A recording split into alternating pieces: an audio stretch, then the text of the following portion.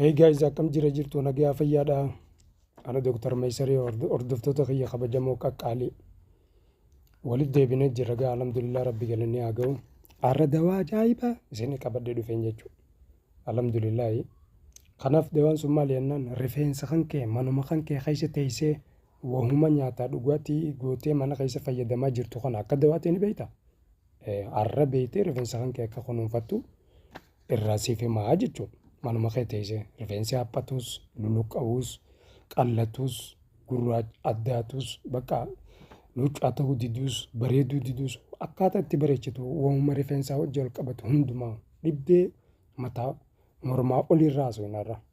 Tanuma rifeensaa qofa mormaa olii jechuudha. Kanaaf gaas obboleeyyan kiyyaa meesara sabalamantarii kiliinikaaliin wallaansa halaalaatii fi wallaansa zaataanis dhufanii hannuu irrattis hedduudha beekama. Kanaaf kara beeysa keenyaa isin oofne kaa beeysa keenya booda akkasitti dawaa rifeensa mana keessatti tajaajilataniin isinii himnaa 5 qopheessinee jirra. Viidiyoo tan ilaa hanga xumuraa dhageeffadhaa isin jala.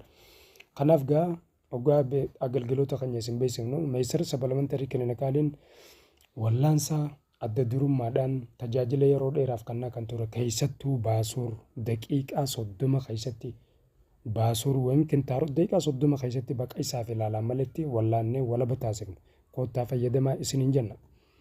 Teessoon keenya bakka nuti itti argamnu Itoophiyaa keessaa Harar Nook bakka jaamutti argamna. Meesara sabalamantarii kiliinikaaliin baqa isaaf ilaalaa maletti ittuma laxxafuudhaan kintaaroo keessan firiin isinirraa baatee akkasitti ijaan agartanii jechuudha. Kanaaf waan nama dinqisiisu bifa ammayyaatiin haala ajaa'ibaatiin wallaansa addaatii fi ammayyaatiin lachuu walitti qabatee kan hojjetu irratti argama meesara sabalamantarii kiliinikaaliin. Tajaajilli nuti kenninu baasuur kintaaroot dhibee asmii, dhibee saayinasii, dhibee gogaa mara, gadaameessa, laamsha'uu, rakkina kalee, coobxoo, gaggabdoo, ilmoo dhabuu, goflaa, kaansarii, gaastirik, maraatuu, dhibee tiruu, hadhooytuu, kalladoo. Kana malees dhukkuboota hedduuf tajaajila wallaansa qulqulliini kenna koottaa fayyadamaa isiniin jenna. Teessoon keenya Harar Nookitti argamna. Odeeffannoo dabalataatiif Duwwaa 920 68 83 83 Duwwaa 987 87 23 30 kallattiin dawwaltanii nu argachuu dandeessu.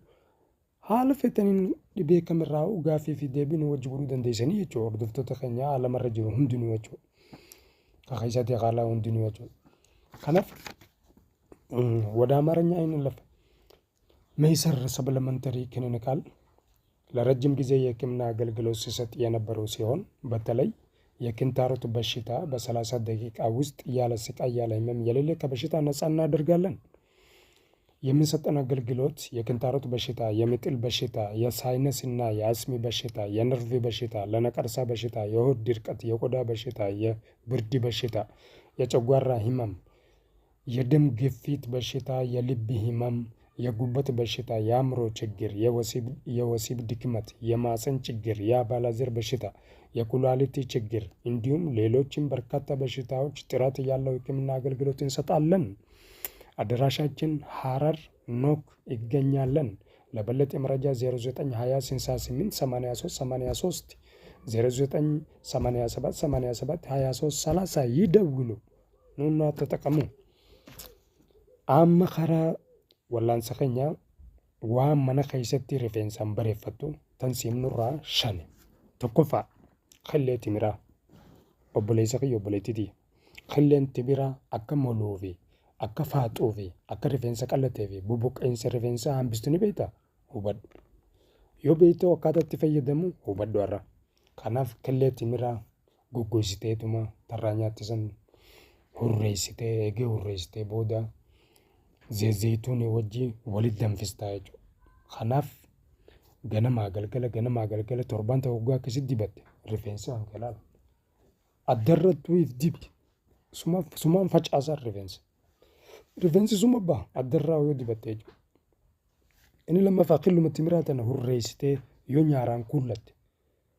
Nyaarri kan kee yoo duraan meeyiruu baatellee nyaarri ija keetii rifeensi nyaara ija keetii akka bareedee meeyiruu taasisaa jechuudha. Dubartoota bareedumina dubartiitiif dubartiin nyaara akka ajaa'iba feete waan taate jecha bareedumina dubartii isin fayyadamuu dandeesse jechuudha. Inni lammaffaa waraqatu ittiinul yaabis ittiinul mujaffafa kuni bikka faarmaasii wal'aansaa dawaa habashaatti gurguranitti argama. Achi ittiinul mujaffafa jetteeni tiinii goggoyduu naa kan jetteeni irraa fudhattee hurreessitee zayituunii wajji walitti danfistee yoo dibattee moluu fedhe haayi magarsaa jechuudha. Inni sadaffaa akkasuma waraqaa zayituunaa baala zayituunaa fuutee yoonii fi danfistee maalii wajjin alkoolii wajji yoo danfiste takkaa'u zayituunii wajji yoo danfiste yoo dibattee haayi kunis akkasuma. Inni afuraffaan soogidda mana keessa fayyadamtu kana soogidda kana maanqa tokko fuutee zayituun itti naqxee keessa baysitee zayituun soogiddee keessa baqesan fuutee yoonii fi ganamaa galgala dibatte bikka rifeensitti meerisu feete akka ajaa'ibaa kana meera haayi obboleessa yoo obboleettiiti. Kanaaf takka irra kattu jechuudha dhimma rifeensaatiif. Inni irraa xumuraa kan shanaffaa dawaan isin barsiisuuf jiru kazbaraa hashiishatus kazbaraa jedhama. Gaara keessatti dhagaa keessatti eela keessatti ni meera inni kun gaara keessa argama.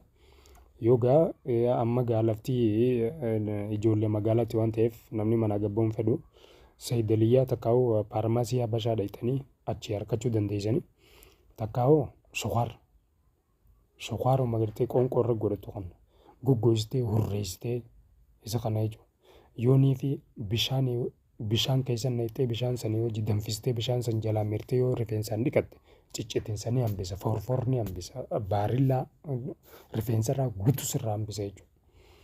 Akkasumas sukkaaruma kana hurreessitee goggoostee zayituunii wajji yoo danfistee yoo ganamaa galgalatti hin dibatte rifeensa kan ajaa'iba si meeres waan isin dhibee nu gaafadhaa bilbilli keenya kaasirra jiru hanga